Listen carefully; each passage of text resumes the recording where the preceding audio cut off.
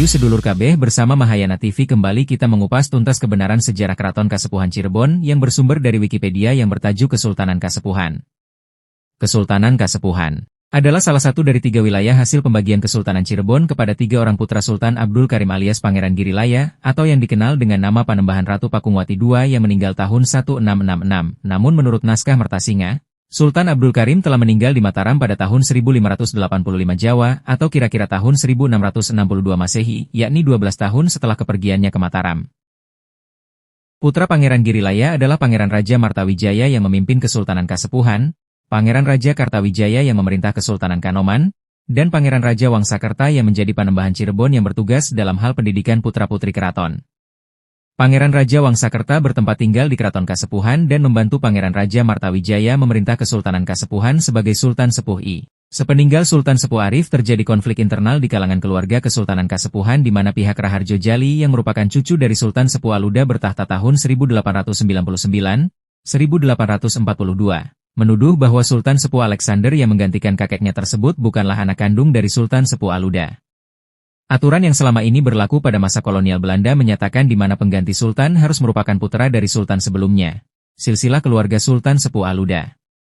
Sunting. Pihak keluarga Raharjo Jali menjelaskan bahwa Sultan Sepuh Aluda memiliki 2 orang istri yakni Ratu Ayu Gumiwah Raja Pamrat yang wafat 1922 dan Nyimas Rukiah yang wafat 1979. Dari istri pertama yaitu Ratu Ayu Pamrat yang merupakan adik kandung Nyimas Sangkana atau istri Snok Hurgronje. Sultan Sepuh Aluda merupakan turunan dari Ki Muda alias Hasanuddin yang juga bukan turunan Syarif Hidayatullah, memiliki anak antara lain ialah Ratu Raja Ati Putri Ningrat, Ratu Raja Tuti Gartinah Wulung Ayu Ningrat, Ratu Raja Kirana, Ratu Raja Hani. Sementara Alexander Gumelar Raja Ningrat adalah anak titipan dari Nyimas Sangkana istri dari Snok Hurgronje atau keponakan dari istrinya Sultan Sepuh Aluda yaitu Ratu Ayu Pamrat karena Nyimas Sangkana wafat di saat Alexander umur 1 tahun bukan anak kandung dari Sultan Sepuh Aluda. Pasca meninggalnya Ratu Ayu Gumiwah Raja Pamrat pada 1922, Sultan Sepuh Aluda kemudian menikah lagi dengan Nyimas Rukiah alias bukan terah bangsawan dan dikaruniai anak yaitu Elang Mas Muhammad Sulung, Ratu Mas Syopie Johariah, Ratu Mas Doli Manawijah, Elang Mas Soegiono, Ratu Mas Alit Saleha. Ahmad Hashim dalam pemaparannya dalam seminar Ikatan Sarjana Nahdlatul Ulama Kabupaten Cirebon yang bertajuk Geger Kesultanan Kasepuhan Cirebon, Perspektif Filologi, Sejarah dan Politik Islam menjelaskan mengenai silsilah Sultan Sepuh Alexander di antaranya. Snok Hurgronje alias orientalis Belanda menikah dengan Nyai Sangkana melahirkan Siti Aminah. Siti Aminah lantas menikah dan melahirkan Alexander Gumelar, tapi versi lain data dan info dari keluarga Snok Hurgronje di Bandung menyampaikan bahwa Alexander merupakan anak langsung dari Snok Hurgronje dengan Nyimas Sangkana. Dikarenakan jarak umur Alexander dengan Siti Aminah hanya berselang 2 tahun. Upaya rekonsiliasi. Sunting. Pihak Raharjo Jali menjelaskan bahwa sudah bertahun-tahun upaya persuasif dijalankan kepada keluarga Sultan Sepuh yang bertahta namun tidak ditanggapi. Bahkan permintaan pihak Raharjo Jali untuk melakukan uji DNA juga tidak mendapatkan respon. Pada masa pergantian Sultan ini maka pihak keluarga besar Sultan Sepuh Aluda menunjuk Raharjo Jali sebagai Volmacht atau wali Kesultanan Kasepuhan yang ikrar dan pelantikannya dilakukan pada tanggal 6 Agustus 2020 di Masjid Agung Sang Cipta Rasa. Pelantikan Raharjo Jali ditolak keras oleh Pangeran Kuda Putih Heru Rusyamsi Aryanatareja yang saat itu merupakan Ketua Buhun Pemangku Adat Santana Kesultanan Cirebon. Upaya hukum masalah tahta Kasepuhan. Sunting. Alexander Raja Ningrat menjadi Sultan Sepuh pada tahun 1942 sepeninggal Sultan Sepuh Aluda. Namun, permasalahan ini ditentang oleh keluarga Sultan Sepuh Aluda yang menuduh bahwa Alexander bukanlah anak kandung dari Sultan Sepuh Aluda. Upaya hukum tahun 1958. Sunting. Pada tahun 1958, 6 keturunan Sultan Sepuh Aluda menolak jabatan Sultan yang diserahkan kepada Alexander Raja Ningrat. Dari 6 nama yang mengajukan penolakan tersebut, 2 diantaranya adalah anak-anak Sultan Sepuh Aluda dengan Nyimas Rukiah yakni Ratu Mas Syopie Johariah dan Ratu Mas Doli Manawijah. Dalam persidangan, Alexander Raja Ningrat mengajukan forum privilegiatum atau bahasa Indonesia adalah Dewan Adat tetapi majelis hakim menolaknya. Pengadilan mengesampingkan Dewan Adat dan lainnya. Menurut Erdi Sumantri kuasa hukum keduanya pada 2001 yang merupakan kuasa hukum dari Ratu Mas Shopie Johariah dan Ratu Mas Doli Manawijah dengan ditolaknya forum privilegiatum tersebut maka pengadilan telah menolak dia sebagai sultan. Keputusan pengadilan tentang forum privilegiatum yang diajukan oleh Alexander Rajaningrat tertuang pada surat putusan bernomor 82/1958 PN TJN Yungto nomor 279/1963 PT PDT Yungto nomor K SIP 1964. Upaya hukum tahun 2001. Berdasarkan surat putusan itu bernomor 82/1958 PN TJN Yungto nomor 279/1963 PT PDT Yungto nomor K SIP 1964 yang menolak forum privilegiatum yang diajukan oleh Alexander Rajaningrat maka pada tahun 2001 Ratu Mas Doli Manawijah alias ibu kandung dari Raharjo dan Ratu Mas Shopie Johariah menunjuk Edi Sumantri sebagai kuasa hukumnya. Erdi Sumantri selaku kuasa hukum Ratu Mas Doli Manawijah dan Ratu Mas Shopie Johariah lantas mengajukan adjudikasi pada tahun 2001 yang menghasilkan putusan untuk menjalankan putusan yang sudah berkekuatan hukum tetap hingga tingkat MA. Berdasarkan keterangan dari Asyrotun Mugiastuti selaku Humas Pengadilan Negeri Cirebon bahwa permohonan eksekusi pertama tahun 2001 sempat diproses sampai penetapan KPN dan ba adjudikasi. Menurutnya pada berkas yang ada tidak ditemukan alasan kenapa belum dilakukan eksekusi. Pada Selasa 8 Juni 2004 penggugat sempat mengajukan adjudikasi. Pemeriksaan tanah objek perkara terkait batasnya objek sengketa sesuai atau tidak dengan putusan. Akhirnya dijalankan pada 2004. Ini berkasnya adjudikasinya. Isinya untuk menjalankan putusan yang sudah berkekuatan tetap sampai tingkat MA, gang belum pernah dijalankan, kemudian berikutnya, berita acara adjudikasinya ini kita lakukan pengecekan objek tanah dan lainnya. Putusan berita acaranya jatuh kepada keluarga ibunya Raharjo, ucap Erdi Sumantri. Perlu kita ketahui kalau Ratu Mas Doli Manawijah ialah nama ibu dari Raharjo. Menurut Erdi Sumantri selaku kuasa hukum, adjudikasi yang dilakukan pada tahun 2004 tidak terlaksana karena terdapat kendala. Salah satunya ialah biaya. Biaya yang dibutuhkan cukup besar mengingat lokasi yang diadjudikasi juga cukup besar meliputi dua wilayah pengadilan yaitu Pengadilan Negeri Cirebon di wilayah kota dan Pengadilan Negeri Sumber di kabupaten. Upaya hukum tahun 2011. Pada tahun 2011 keluarga penggugat melakukan permohonan eksekusi. Kemudian dilakukan adjudifikasi data, namun permohonan yang dilakukan oleh keluarga penggugat tersebut tidak berlanjut kepada eksekusi. Demikian juga permohonan yang dilakukan pada 2012 juga tidak berlanjut kepada eksekusi tanpa diketahui penyebabnya. Pada tahun 2014 Ratu Mas Doli Manawijah meninggal dunia. Setahun setelahnya Pengadilan Agama Bogor berdasarkan putusan surat putusan nomor 70 PDT P 2015 Pak BGR menetapkan 3 anak Ratu Mas Doli Manawijah sebagai ahli waris yakni Raharjo Jali, Ani Andayani dan Dewantoro. Upaya hukum tahun 2020. Sunting. Permohonan eksekusi dilanjutkan kembali oleh para ahli warisnya yang baru saya ajukan pada 2019 kalau gak salah karena terdapat surat dari Bawas MA untuk mempertanyakan kelanjutan eksekusinya. Di pertengahan pengajuan permohonan kami terkendala kembali sehingga tertunda dan pada 24 Agustus 2020 kemarin kami ajukan kembali permohonan eksekusi Erdi Sumantri pada tahun Agustus 2020. Erdi Sumantri selaku kuasa hukum dari ahli waris Ratu Mas Doli Manawijah mengajukan permohonan eksekusi ke Pengadilan Negeri Cirebon terkait tanah pribadi Sultan dan tanah milik keraton. Erdi Sumantri selaku kuasa hukum dari ahli waris kemudian mengajak pemerintah agar memetakan tanah keraton yang terkena Undang-Undang Pokok Agraria sehingga persoalan aset keraton pun bisa diselesaikan. Erdi Sumantri mengaku mendapat amanah dari Ratu Mas Shopie Johariah dan Ratu Mas Doli Manawijah agar mengembalikan keraton sebagai tempat syiar Islam. Erdi Sumantri juga mengajak keluarga lainnya untuk mengkaji dan meneliti persoalan ini agar menemukan solusi. Mari duduk bersama, tentukan siapa yang sanggup. Mari menjalankan amanah dan kembangkan Cirebon. Sekarang sudah terlalu bias, ini merasa punya hak, punya ini dan lainnya. Mari kita kaji, teliti dan musyawarah. Cirebon tidak seperti Jogja, ungkap Erdi Sumantri. Yogyakarta merupakan daerah dengan status istimewa di mana penguasa Kesultanan Yogyakarta Hadiningrat memiliki kuasa politik atas wilayahnya. Pada masa awal kemerdekaan Indonesia ada beberapa wilayah istimewa di Indonesia, di antaranya Daerah Istimewa Yogyakarta, Daerah Istimewa Surakarta dan Daerah Istimewa Kutai. Pelantikan Pangeran Raja Lukman Zulkaidin dan penolakannya. Sunting. Pasca meninggalnya Sultan Sepuh Arif Natadiningrat, S.E. bin Dr. Haji Maulana Pakuningrat, SHMM bin Alexander Rajaningrat pada 22 Juli 2020. Pihak keluarga Sultan Sepuh Arif memajukan nama Lukman Zulkaidin yang merupakan putra kedua Sultan Sepuh Arif sebagai penerus tahta di Kesultanan Kasepuhan, Cirebon. Acara pelantikannya kemudian digelar pada tanggal 30 Agustus 2020 di tengah gelombang protes dari Santana Kesultanan Cirebon yang dipimpin oleh Pangeran Kuda Putih Pangeran Heru Rusyamsi Aryanatareja dan para kerabat Kesultanan Cirebon serta para santri. Pelantikan Pangeran Raja Lukman Zulkaedin ditandai dengan penyerahan dan penyematan keris peninggalan Sunan Gunung Jati oleh pamannya adik mendiang Sultan Sepuh Arif yang bernama Pangeran Raja Goemelar Soeryadiningrat. Penolakan dan alasannya. Pada tanggal 30 Juli 2020, Profesor Dr. Haji Pangeran Raden Hempi Raja Kaprabon, DRS MPD, selaku pimpinan di Kaprabonan Cirebon menuliskan surat yang ditujukan kepada para wargi dan pini sepuh Keraton Kasepuhan serta Santana Kesultanan Cirebon diketuai oleh Pangeran Heru Rusyamsi Aryanatareja yang menyatakan bahwa penerus di Kasepuhan tidak dapat diteruskan oleh putranya. Untuk Kang Yayu sedulur kabeh perlu kita ketahui isi surat yang ditulis Hempi. Baik, kita dengar isinya sebagai berikut. Assalamualaikum. Bersama ini kami prihatin dengan situasi dan kondisi yang sebenarnya di Keraton Kasepuhan sejak dahulu setelah meninggalnya Sultan Sepuh V Pangeran Muhammad Syafiuddin Matangaji pada 1786 Masehi. Zaman pemerintahan Belanda, tulis Hempi dalam keterangannya. Karena situasi saat itu dipengaruhi penguasa pemerintahan kolonial Belanda, sebut Hempi, Sultan Sepuh VI yang dilantik bukan Trasunan Gunung Jati atau Syekh Syarif Hidayatullah. Sultan Sepuh VI yang dilantik pemerintah kolonial Belanda adalah Sultan Hasanuddin alias Ki Muda, dan berlanjut sampai keturunannya sekarang almarhum Sultan Sepuh XIV. Dengan dasar sejarah terdahulu, dan sekarang telah menjadi negara republik, maka keutuhan keturunan Kesultanan Kasepuhan harus dikembalikan kepada terah atau nasab yang sebenarnya. Agar kedudukan Sultan Kasepuhan benar-benar turunan asli Sunan Gunung Jati. Sehingga doa dan marwah Sultan Kasepuhan nyambung dengan leluhurnya.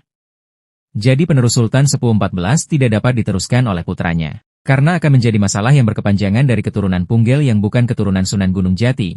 Demikian pernyataan sejarah dan penertiban Kesultanan Kasepuhan Cirebon yang ditulis Hempi dalam suratnya. Perlu kita catat juga hal yang terpenting dalam sejarah Kesultanan Kasepuhan ada nama sosok besar. Beliau bernama Pangeran Aryanatareja merupakan putra mahkota Sultan Sepuh III yang seharusnya duduk menjadi Sultan Sepuh IV, tapi tahtanya diminta oleh adiknya Amir Sena. Dari nama saja sudah terlihat kalau Arya itu adalah rata-rata anak pertama dan putra mahkota. Pada tanggal 26 Agustus 2020, para tokoh lintas keraton di Cirebon yang tergabung dalam kerabat Kesultanan Cirebon diwakili oleh Pangeran Elang Tomi Iplaludin Dendabrata SPD MPD, yang juga merupakan Pangeran Patih dari Kesultanan Kacirebonan mengeluarkan pernyataan sikap di tempat pemakaman para Sultan Cirebon yaitu Astana Gunung Sembung di Desa Astana, Cirebon untuk menolak para pihak yang bukan merupakan nasab dari Sunan Gunung Jati sebagai penerus tahta Kesultanan Kasepuhan termasuk Pangeran Raja Lukman Zulkaedin yang diindikasikan akan dinobatkan menjadi penerus tahta. Hal tersebut dikarenakan Pangeran Raja Lukman Zulkaedin bukanlah nasab langsung Sunan Gunung Jati. Kami tidak bertanggung jawab atas penobatan saudara Lukman Zulkaedin sebagai Sultan Kasepuhan karena yang bersangkutan bukan nasab atau keturunan langsung dari Sunan Gunung Jati. Pada tanggal 30 Agustus 2020 bertepatan dengan acara pelantikan Pangeran Raja Lukman Zulkaedin oleh para pendukungnya, Hajah Ratu Mawar Kartina, SHMH yang merupakan putri dari almarhum Sultan Anom Jalaluddin dari Kesultanan Kanoman meneriakan penolakannya di Bangsal Prabayaksa Kesultanan Kasepuhan. Baginya proses Jumenengan bahasa Indonesia adalah naik tahta. Pangeran Lukman Zulkaedin tidak sah karena yang bersangkutan bukanlah keturunan langsung Sunan Gunung Jati. Menurut Hajah Ratu Mawar Kartina, SHMH penolakan terhadap Lukman Zulkaedin tidak hanya dilakukan oleh keturunan Sunan Gunung Jati tetapi juga oleh sejumlah ulama dan pondok pesantren. Keluarga Kesultanan Cirebon menolak penobatan Lukman sebagai Sultan Sepuh XV, lantaran bukan nasab atau keturunan langsung dari Sunan Gunung Jati. Respon terhadap penolakan Dr. Raden Chaidir Susilaningrat, MC. Selaku juru bicara dari Kasepuhan menyatakan bahwa penolakan yang terjadi dianggap sesuatu hal yang sah selama disampaikan dengan cara baik dan tidak melawan perbuatan hukum. Kalau sikapnya berkembang menjadi perbuatan hukum, apapun bentuknya pasti ada hukumannya. Kami anggap itu bukan sebuah gangguan, ungkap Dr. Raden Chaidir Susilaningrat, Master of Science. Pencabutan mandat oleh keluarga Pangeran Jayawikarta.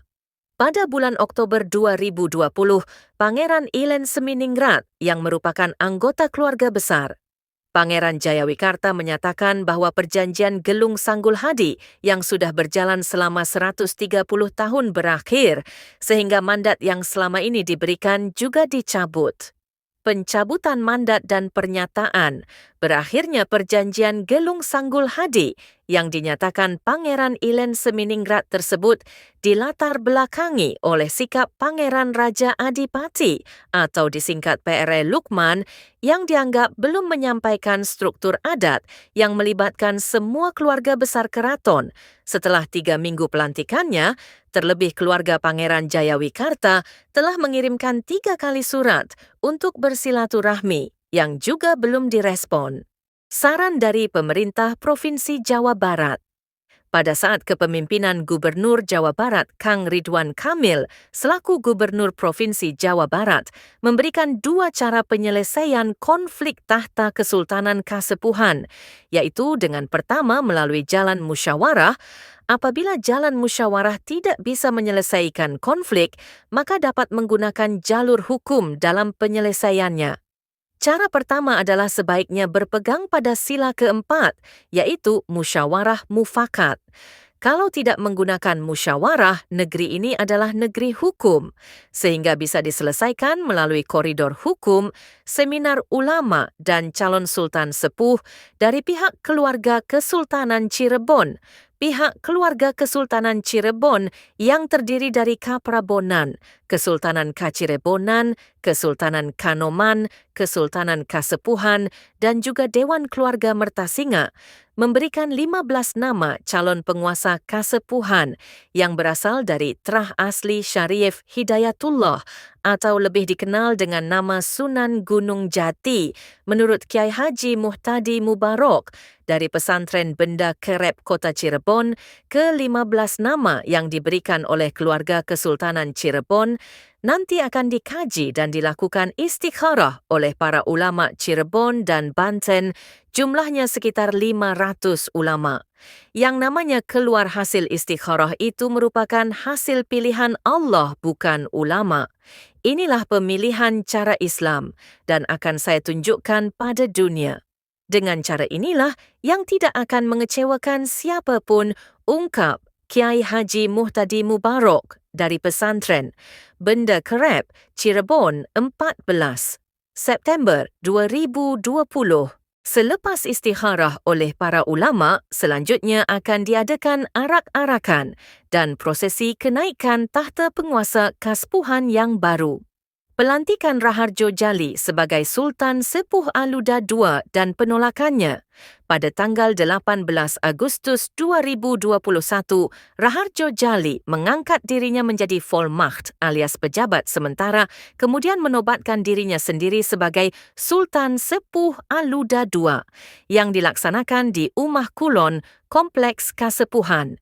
Tetapi hal ini mendapatkan penentangan dari Pangeran Heru Aryanatareja yang merupakan keturunan dari Pangeran Aryanatareja bin Sultan Sepuh Tiga Raja Jainuddin dan Pangeran Cakrabuana. Menurutnya dalam aturan yang berlaku, Raharjo Jali yang merupakan seorang Vollmacht atau wali tidak bisa menjadi seorang sultan dan Raharjo bukan Trah Sunan Gunung Jati atau Pangeran Cakrabuana. Penobatan Pangeran Kuda Putih.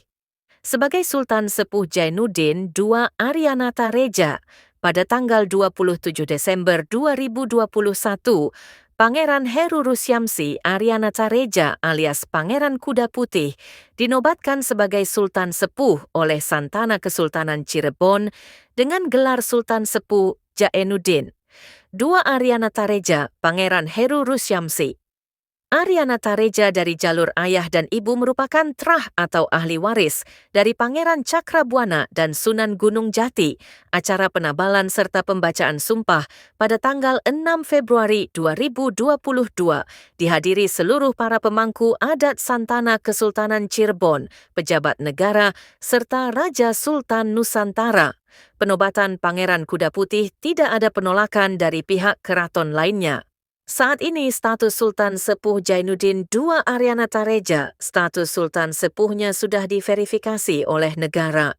Adat mengenai pengangkatan Sultan aturan adat atau dalam bahasa Cirebon disebut pepakem mengenai pengganti Sultan telah diatur dan dicontohkan.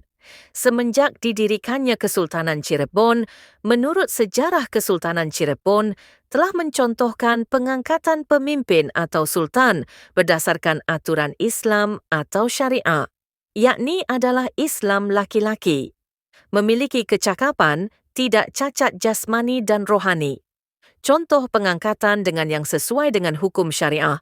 Ini telah terjadi pada saat Pangeran Cakrabuana memberikan kepemimpinan Kesultanan Cirebon kepada Sunan Gunung Jati atau anak dari Nyimas Rara Santang yang merupakan adik perempuan dari Pangeran Cakrabuana. Dan bukan kepada anak laki-lakinya, hal tersebut karena Pangeran Cakrabuana melihat adanya kecakapan yang lebih di dalam diri Sunan Gunung Jati untuk menggantikannya sebagai pemimpin Kesultanan Cirebon. Sehingga adat yang berlaku dalam sistem pewarisan kepemimpinan di Kesultanan Cirebon bukanlah mengutamakan sistem keturunan, melainkan mengutamakan sistem syariah Islam, yakni harus laki-laki memiliki kecakapan dan tidak memiliki cacat jasmani dan rohani. Aturan pengangkatan Sultan semasa penjajahan Belanda. Pada 28 November 1867, Residen Cirebon ditugaskan menegaskan kepada Pangeran Raja Satria selaku putra sah yang tertua dari Sultan Sepuh. Terakhir pada waktu itu bahwa pengangkatannya selaku Sultan Sepuh setelah ada berita wafatnya Pangeran Adiwijaya alias Pangeran Syamsuddin IV yang melakukan perbaikan pada Gua Sunyaragi tahun 1852. Selaku Vollmacht atas Beher Kasepuhan Cirebon. Pada masa pemerintahan penjajahan Belanda, pemerintah Belanda memberitahukan surat penetapan dari Raja Belanda mengenai aturan tentang penerus tahta atau kepemimpinan kesultanan harus putra kandung yang tertua selama yang bersangkutan tidak menyalahgunakan gelar tersebut. 54. Penetapan Raja Belanda pada surat rahasia dari Menteri Jajahan Jean Chrétien Baud tanggal 23 Maret 1844 tersebut mengenai gelar Sultan harus diwariskan kepada putra sulung yang sah, diperkuat dengan telegram dari Gubernur Jenderal Peter Mijer pada tahun 1871. Memberitahukan kepada residen Cirebon untuk menegaskan kepada ketiga cabang keluarga Sultan di Cirebon, yaitu Kasepuhan, Kanoman, dan Kacirebonan, bahwa penerus gelar Sultan harus sesuai asal keturunannya, sesuai bakat, tekad baik, dan menunjukkan bukti kecakapannya, rajin dan berkelakuan baik, atau ijver en god gedrag. Ketetapan yang dipergunakan oleh Raja Belanda tersebut mengikuti aturan yang biasa berlaku di Eropa yang disebut sebagai sistem salik, yakni hanya keturunan laki-laki yang sah yang berhak mewarisi tahta. Aturan sejenis sistem salik yang dipergunakan di Eropa ada juga yang disebut sebagai sistem semisalik. Sistem ini tetap mengutamakan keturunan sebagai acuannya. Sistem semisalik mengatakan jika tidak ada keturunan laki-laki yang sah untuk mewarisi tahta maka anak perempuan juga dapat menjadi pewaris tahta. Penggunaan sistem salik pada kesultanan-kesultanan di Cirebon bertentangan dengan sistem syariah yang telah lama digunakan pada Kesultanan Cirebon, di mana sistem syariah mengutamakan kecakapan atau kemampuan seorang calon pemimpin dan bukan mengutamakan garis keturunan seperti yang ditetapkan oleh Raja Belanda. Demikian yang bisa kami sampaikan terkait akan verifikasi sejarah Kesultanan Kasepuhan yang diambil dari sumber terpercaya Wikipedia, dari Nagari Caruban Keraton Kasepuhan Cirebon. Mahayana TV melaporkan.